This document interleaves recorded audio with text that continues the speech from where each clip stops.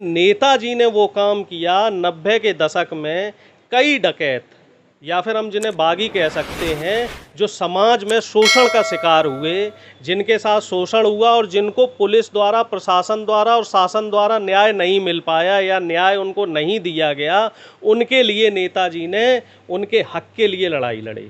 फूलन देवी जी की अगर हम बात करें तो फूलन देवी जी के बारे में जब नेताजी ने अच्छे से जाना समझा, उस समय नेताजी मुख्यमंत्री हुआ करते थे, नेताजी ने उनके पास संदेशा भिजवाया कि नेताजी उनसे मिलना चाहते हैं। नेताजी ने उनसे मुलाकात की, उनकी बात समझी और अपनी बात ये रखी कि जो तरीका आपका है वो तरीका सही नहीं है, उससे समाज में एक गलत संदेश जा रहा है। जो युवा पीढ़ी है वो ये उसके दिमाग में ये चीज़ जा रही है कि जब हमें समाज कुछ नहीं दे रहा है तो हम डकैत बन के वो चीज़ छीन लें। बोले आप ये काम ना करो, आप सरेंडर करो, मैं आपकी सज़ा माफ़ करवाऊंगा और मैं आपको ऐसी जगह बैठाऊंगा कि जहां से एक आप जीवंत उदाहरण दे सकते हैं कि हाँ, गरीब और मजलूम व्यक्ति संसद में पहुंच सकता है, जो सबसे बड़ी पंचायत है देश की उसमें पहुंच सकता है, और वहां से आप इस लायक हो जाएंगे कि अपनी समाज की बेहतरी के लिए आप कुछ भी कर सकते हैं। फूलन देवी जी ने उनका प्रस्ताव सहर्ष स्वीकारा और फूलन देवी जी ने अपनी आत्मकथा में भी लिखा है कि मैं तो कहीं गुमनामी में खो गई होती अगर नेताजी ने मेरा दामन ना थामा होता और नेताजी ने मुझे वहाँ तक ना पहुँचाया होता। नेताजी को वो भगवान मानते थे। और सिर्फ फूलन देवी जी की बात नहीं है, इस तरीके के मैं हजारों डकैतों के नाम आपको गिना सकता हूँ। निर्भय गुर्जर, रज्जन गुर्जर और तमाम, और ज़्यादातर जो लोग थे उसमें 90% से ज़्यादा लोग ऐसे थे जो शोषण के शिकार हुए थे, जिनका समाज ने कहीं ना कहीं शोषण किया था, जिनको पुलिस प्रशासन द्वारा न्याय नहीं मिल पाया था, क्योंकि उस समय सोशल मीडिया का ज़माना नहीं था। उस समय इस तरह से मीडिया भी इतना सक्रिय नहीं था और जो समाचार पत्र थे उनमें इस तरह की खबरें छपने की आज़ादी नहीं थी। तो ये कह सकते हैं कहीं ना कहीं जो वो गलत रास्ते पे जा रहे थे, गलत तरीके से अपने प्रतिशोध का बदला लेना चाहते थे, उनको एक सही मार्ग दिखा करके नेताजी ने उनको एक रास्ता दिखाया कि ये लोकतांत्रिक रास्ता है, इस पर चलिए, आप इस पर चल करके भी आप अपने हक और हकूक़ की लड़ाई लड़ सकते हैं। देखिए 1990 के दशक से नेताजी ने जो ये शुरुआत की थी डकैतों का समर्पण, आत्मसमर्पण करवाने का और उनको मुख्य धारा में लाने का, वो जो उनका एक एजेंडा था, उस एजेंडा का उन्हें खामियाजा भी भुगतना पड़ा। जो डकैत का जो उन्होंने सिस्टम ख़त्म करवाया उसका खामियाजा उन्हें 2007 में भुगतना पड़ा।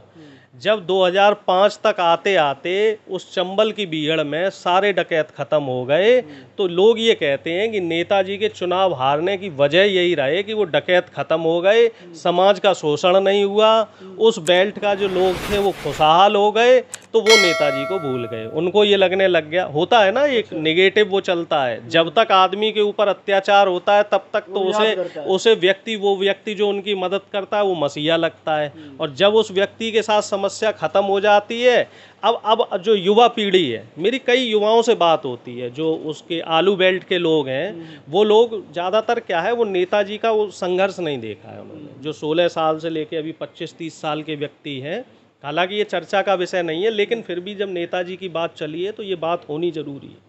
लोग ये कहते हैं साहब नेताजी ने क्या किया, उन्होंने तो अपने परिवार के लिए क्या, क्योंकि इस समय जो भारतीय जनता पार्टी है या फिर हम कह सकते हैं बीजेपी IT सेल है, वो इसी तरीके की खबर चलाता है कि समाजवादी पार्टी में तो वो परिवारवादी पार्टी है। लेकिन वो लोग ये बात भूल जाते हैं कि 90 के दशक में आप अपने शहर से अपने गांव तक नहीं जा सकते थे। बरसात के सीजन में कच्ची सड़कें हुआ करती थी,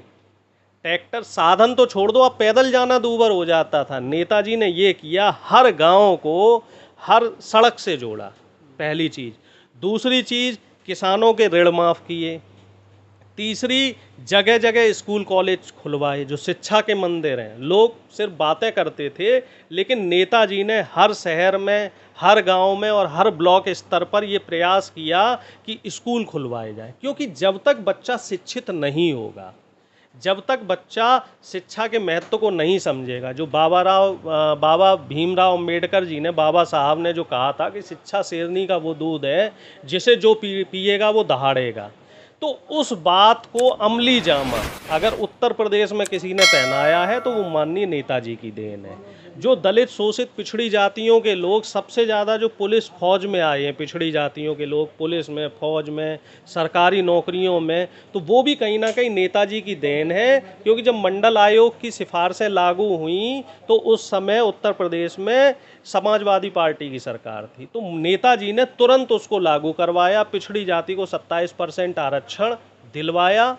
और उसका लाभ निश्चित तौर पे पिछड़ी जातियों को मिला। और वही वजह है कि आज जो उत्तर प्रदेश आज राजनीति में और देश की तरक्की में एक जो अहम योगदान रखता है, तो उसमें निश्चित तौर पे सबसे बड़ा अगर योगदान है तो वो माननीय नेताजी का है। अगर आपकी भी नेताजी से जुड़ी हुई कोई यादें हैं, कोई ऐसा विषय है, कोई ऐसा इतिहास का कोई ऐसा पन्ना है जिसे आप टटोलना चाहते हैं, आप कमेंट सेक्शन में बताइए। मैं उस मुद्दे पर भी मैं बातचीत करूंगा। कोई भी सवाल हो, कोई भी ऐसा किस्सा हो जिस पे आप सुनना चाहते हो, बात करना चाहते हो, कोई भी उनसे जुड़ी यादें हो आपकी,